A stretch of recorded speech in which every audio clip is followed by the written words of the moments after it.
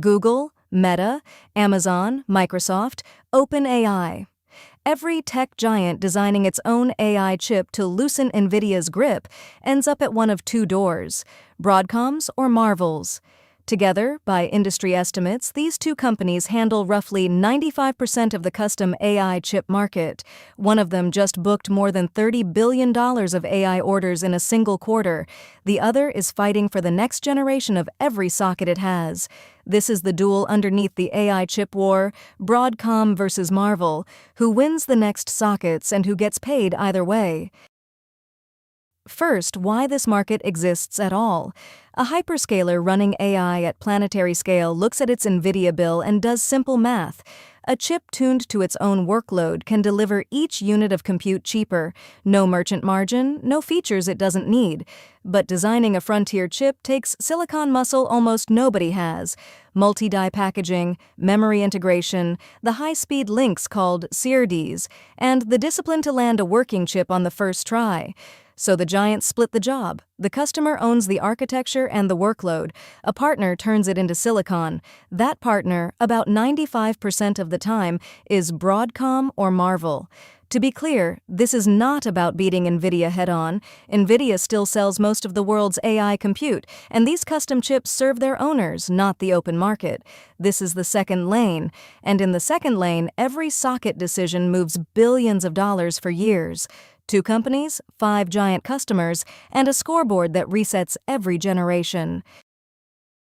The incumbent is Broadcom, and its empire started with one relationship.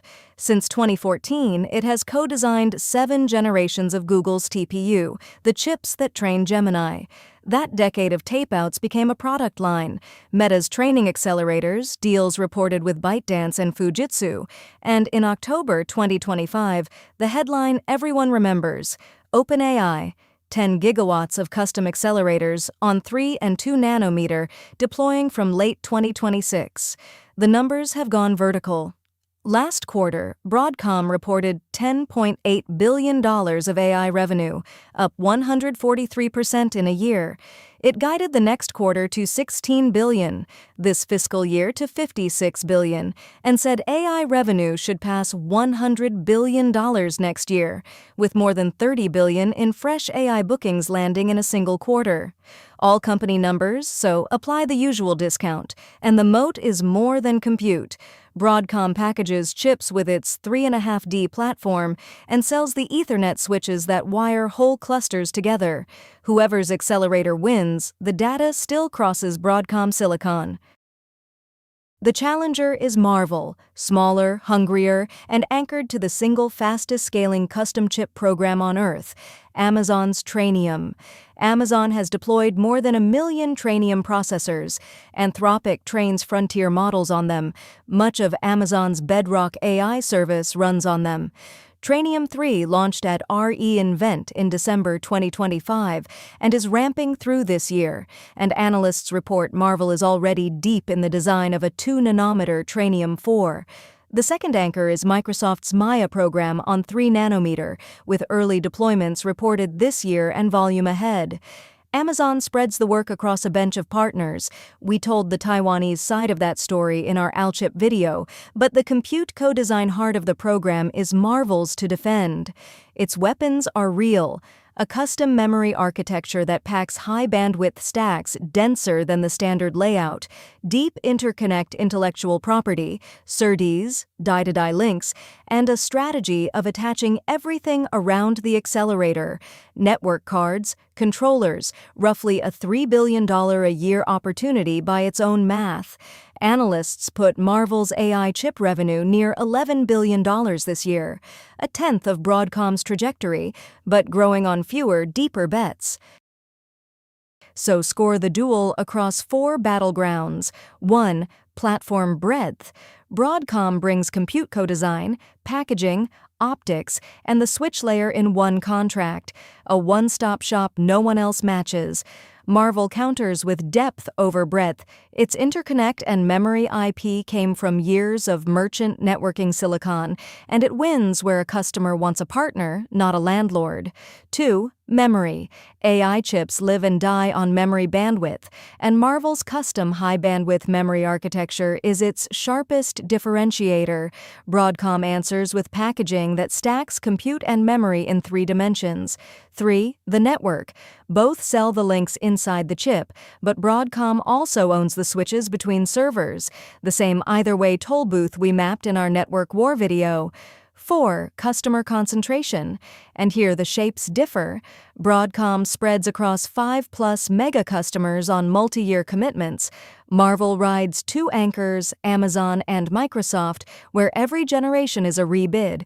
Fewer customers means faster growth when you win, and a cliff when you don't.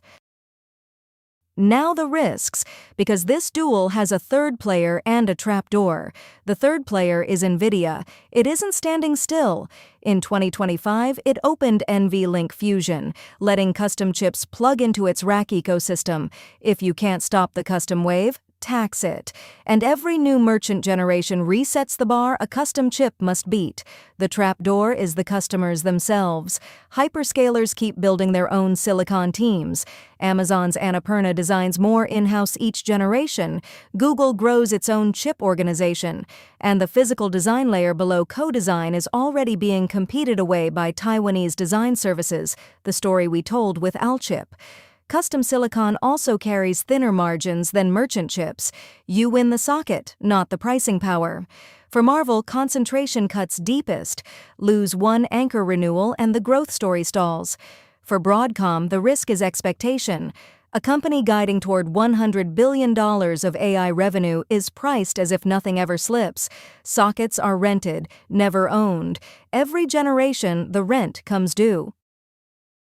So, Broadcom or Marvell? Today's scoreboard isn't close. Broadcom has more customers, a deeper order book, and the only full platform from chip to switch. Call it the incumbents round. But Marvell holds real weapons: the memory architecture, the interconnect library, and the fastest ramping socket in the market. And it only needs its 2 anchors to keep choosing it. Here's the part both sides know. The referee is the customer. Hyperscalers keep 2 doors open on purpose. Dual sourcing is not indecision, it is the strategy. Which means this duel doesn't end. It rearms every generation. And notice who wins no matter the score. Every one of these chips tapes out at TSMC. Every one of them is wrapped around high-bandwidth memory from the same 3 makers. The duel above is loud. The toll booths below are quiet. That is the pattern this channel keeps finding. Industry analysis, not investment advice. We have covered the pieces of this story already: how Broadcom quietly gets paid from underneath the AI war, and what OpenAI's first custom chip really is. Both are linked below. Subscribe for the actual semiconductor industry view. Grounded, even-handed, no hype. Thanks for watching.